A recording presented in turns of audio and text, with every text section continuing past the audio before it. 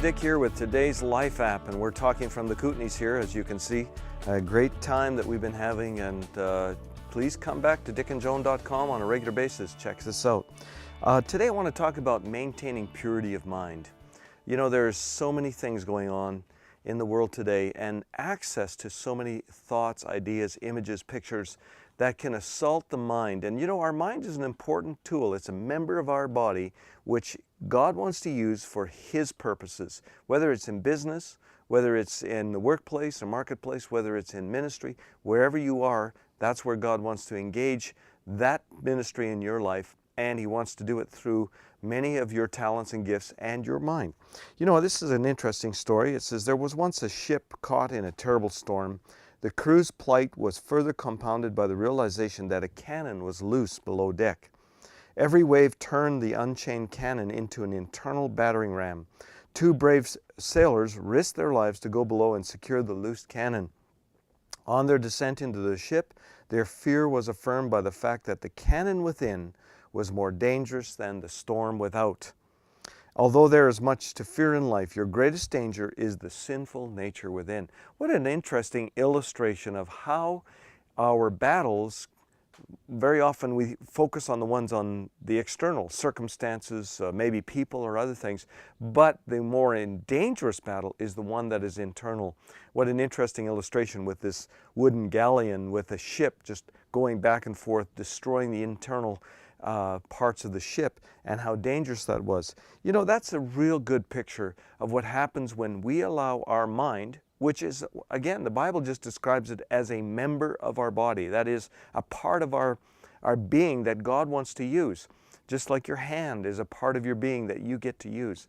And it just shows you how critical it is that our mind is disciplined to stay on the right path. No one is beyond the temptation of entertaining the wrong kinds of things. You know, some points that will help us in this regard, and Daniel in the Bible just stands out as one person, but making a quality decision, making the right decision, and maintaining that decision with regard to purity. It says Daniel purposed in his heart that he would not defile himself. You know, it's easier to nip something in the bud than to have to deal with something after it's taken root. You ever tried to pull dandelions out of your lawn, you know? I mean, when they've taken root, and the root, apparently the dandelion root goes way down. It can go quite deep into the soil, into very hard soil. They're very hard to pull out. The longer something takes root, the harder it is to uproot. You know, something else, the other area in our lives is we need to watch how we use our mind. It's a natural tendency that when we're fatigued or overwhelmed, that we may go into a kind of a fantasy world where we begin to just entertain ourselves, and our fantasies can be all kinds of different things. You know, and unfortunately, including sexual things that are unhealthy. But there can be all kinds of them. There can be all kinds of fantasies relative to anger or taking vengeance or anything of that nature.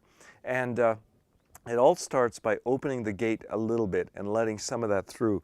We need to replace those images in our mind with the right kinds of images, or we need to engage ourselves in wholesome recreational activities that, you know, I find for myself, one of the things that I find is that I enjoy doing work with my hands. So if I build something or repair something or do something of that nature, I'm actually getting quite a bit of fulfillment from that, and I find a lot of tension release when the kind of work I do is primarily engaged in communication, marketing, ministry, and these kinds of things, which are contrary to my natural tendencies. And so for me, that's what I need to do. And I need to watch fatigue, and I need to watch something else, those other things that can undermine my ability to maintain that. You know what? Winning a war means fighting many battles.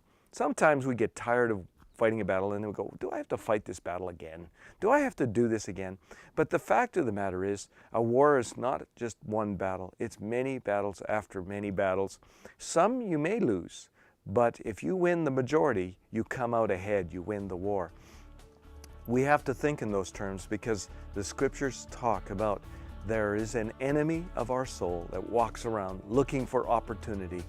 Today's Life App, keep a guard on your thoughts, keep a guard on your mind, because it's a member of your body that God wants to use powerfully for His kingdom.